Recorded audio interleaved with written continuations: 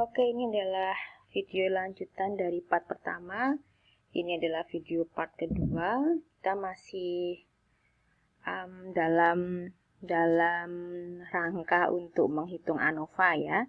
Kita masih dalam langkah pertama, yaitu menghitung jumlah kuadrat total. Nah, kita mau membandingkan nih, apa sih perbedaan antara yang pertama dengan yang kedua ini ya. Kalau yang kedua ini artinya adalah masing-masing kelompok sampel, yaitu X1, X2, dan juga X3, masing-masing Anda jumlahkan. Berarti Anda harus mencari jumlah X1, kemudian jumlah X2, kemudian jumlah X3. Kemudian dijumlah semuanya. Contoh seperti ini. Nah,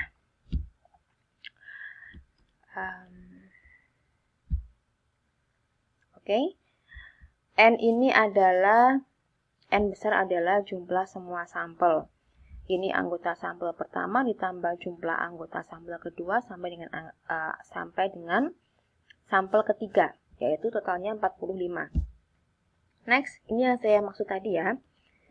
Masing-masing anggota sampel pertama itu Anda jumlah semuanya. Kemudian masing-masing dari anggota sampel kedua Anda jumlah semua. Selanjutnya juga begitu yang untuk X3. Dan kemudian kita dapatkan jumlahan dari X total, yaitu jumlahan X1 ditambah dengan jumlahan X2 ditambah dengan jumlahan X3. Sehingga kita peroleh hasilnya adalah 686. Terus bagaimana dengan yang ini, yang depan? Sigma X total kuadrat. Itu artinya adalah masing-masing dari sampel pertama, anggotanya harus Anda kuadratkan, kemudian Anda jumlahkan. Begitu juga untuk yang sampel kedua, masing-masing anggota dari sampel kedua ini Anda harus kuadratkan, baru kemudian dijumlah. Seperti yang saya berikan contoh ini. Ya, saya menggunakan tabel bantuan. Ada X1, X2, dan juga X3. Kemudian ada X1 kuadrat. Ini artinya adalah masing-masing anggota sampel X1 itu saya kuadratkan sampai di data terakhir, yaitu angka 15, kuadratnya adalah 225. Sampai pada data yang terakhir dari sampel ketiga. Oke, setelah itu Anda harus menjumlahkan dari masing-masing X1 kuadrat. Kemudian jumlahkan X2 kuadrat, dan yang terakhir adalah dijumlahkan X3 kuadrat. Sehingga diperoleh hasil untuk jumlahan X tot kuadrat adalah 10.000 sekian. Oke ya, bisa dipahami sampai sini. Sehingga untuk kasus ini sigma X tot kuadratnya adalah 10.832. Nah, Anda pasti sudah bisa memahami ya bedanya antara sigma X tot kuadrat dengan sigma X tot yang dikuadratkan. Oke, sehingga kalau semisal kita inputkan ke dalam rumus JK tot, hasilnya adalah 374,3. Oke, saya lanjut pada slide setelahnya ya. Next slide. Setelah kita menghitung JK tot, langkah yang kedua yaitu menghitung JK-an. Jumlah kuadrat antara. Rumusnya adalah ini. Sigma X1 yang dikuadratkan sampai dengan yang paling belakang. N1 ini artinya adalah jumlah sampel pertama, jumlah sampel kedua, jumlah sampel ketiga, dan ini adalah jumlah seluruh anggota sampel. Karena tadi kita sudah menghitung sigma X1-nya berapa, sigma X2-nya berapa, sampai dengan sigma X totalnya berapa, ya kan pada langkah pertama tadi ya. Sehingga kita tinggal input kemudian dikuadratkan. Semuanya tinggal input, diperoleh jumlah kuadrat antaranya yaitu 197,92. Next, kita ke langkah ketiga yaitu menghitung jumlah kuadrat jika dalam ya. Rumusnya adalah jumlah kuadrat total dikurangi jumlah kuadrat antara. Kita tinggal input karena JK tot sudah kita hitung di langkah pertama dan JK An sudah kita hitung pada langkah kedua, diperoleh hasil 176,38. Next, kita ke langkah 4 menghitung MK-an. Rumusnya adalah JK-an dibagi dengan M dikurangi 1.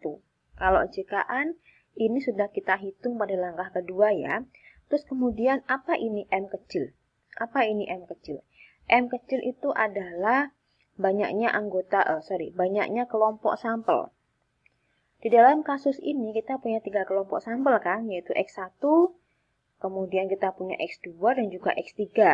Sehingga kita punya 3 kelompok sampel. Berarti 3 kurangi 1 sama dengan 2 ya. Dan seterusnya kita akan mendapatkan nilai MK-an 98,96. Next, kita menghitung M-kadal. Rumusnya adalah J-kadal dibagi N besar dikurangi M kecil. J-kadal sudah kita hitung pada langkah ketiga sehingga tinggal inputkan nilainya berapa. Kemudian N besar ini adalah jumlah semua sampel yaitu 45. M kecil adalah banyaknya kelompok sampel yaitu 3. Kemudian nilai M-kadal diketemukan. Selanjutnya kita pada langkah ke-6 yaitu menghitung F hitung. Rumusnya F hitungnya adalah MK-an dibagi dengan M-kadal. Ya. Kita sudah menghitung semuanya nih, tinggal inputkan. Sehingga ketemulah F hitungnya 23,56. Next, pada langkah ke-7 kita harus mencari F tabel ya, karena nanti pada langkah ke-8 kita harus membandingkan antara F hitung dengan F tabel untuk mencari kesimpulan. Dengan alfa 5%, kemudian DK pembilang yaitu banyaknya kelompok sampel dikurangi 1, dan untuk DK penyebut adalah banyaknya semua sampel dikurangi dengan banyaknya kelompok sampel ya. Berarti di dalam F tabel nanti menggunakan Excel ya, berarti 0,05 titik koma 2 titik koma 42 ya. Dengan rumusnya Excel yaitu sama dengan f.inv.rt. Sehingga diperoleh nilai F tabelnya 3,21 sekian. Nah, kemudian kita lihat nih, kira-kira F tabel dengan F hitung siapa yang lebih besar? Ternyata F hitung lebih dari F tabel. Ini artinya apa? Artinya adalah H0 ditolak. Ya. F hitung lebih dari F tabel sehingga H0-nya ditolak.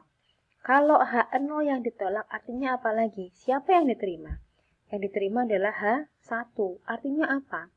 H1 mengatakan terdapat perbedaan produktivitas kerja pegawai sebelum ada mesin baru dan setelah 3 bulan serta setelah 6 bulan adanya mesin baru. Sehingga kita dapat menyimpulkan nih bahwa dengan adanya mesin baru dalam industri sepatu itu produktivitas karyawan menjadi meningkat. Gitu. Tetapi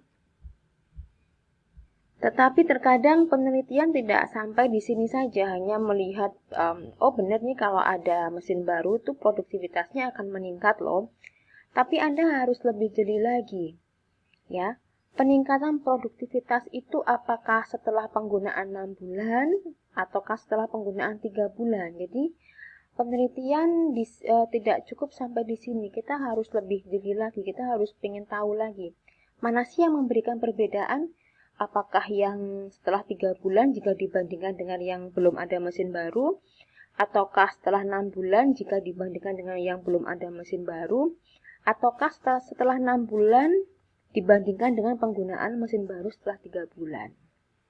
Oke, sehingga kita masuk ke dalam penelitian lebih lanjut untuk ini. Oke, kita ke penelitian lebih lanjut.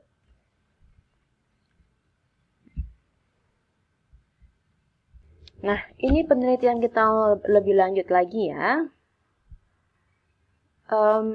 Untuk mengetahui apakah yang berbeda itu antara kelompok sampel X1 dengan X2 ataukah kelompok sampel X2 dengan X3 ataukah kelompok sampel X1 dengan X3.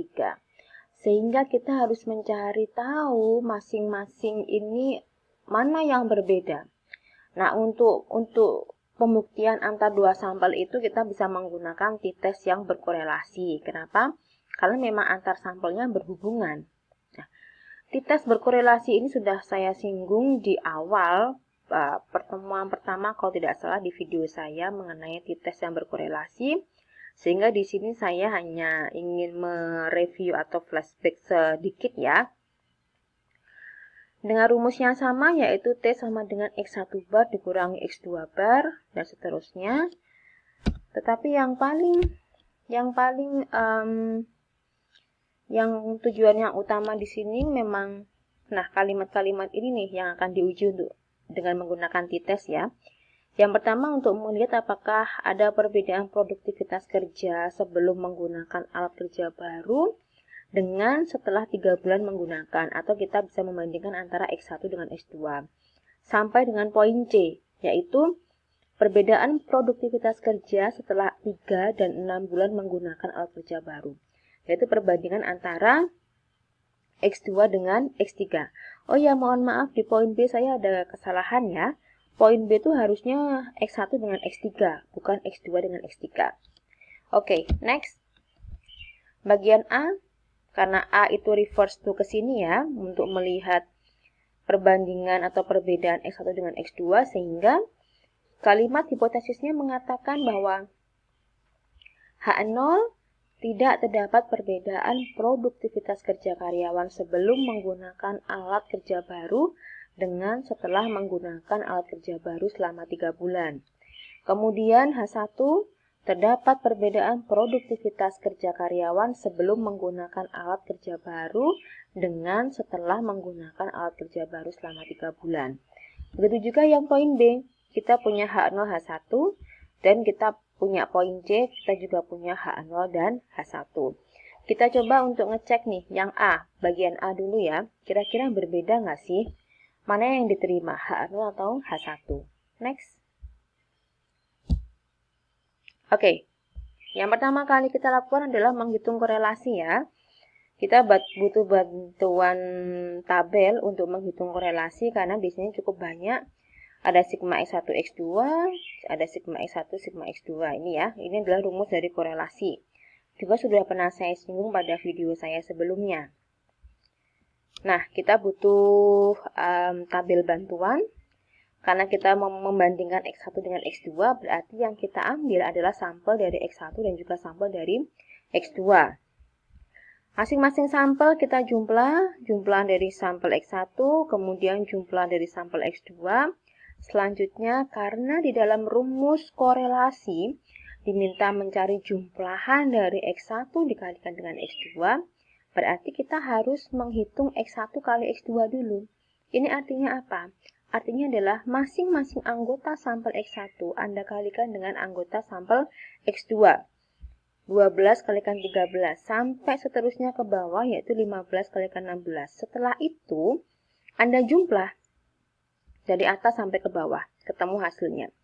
Kemudian yang diminta lagi adalah sigma X1 kuadrat ya. Sehingga masing-masing dari sampel X1 itu Anda harus kuadratkan.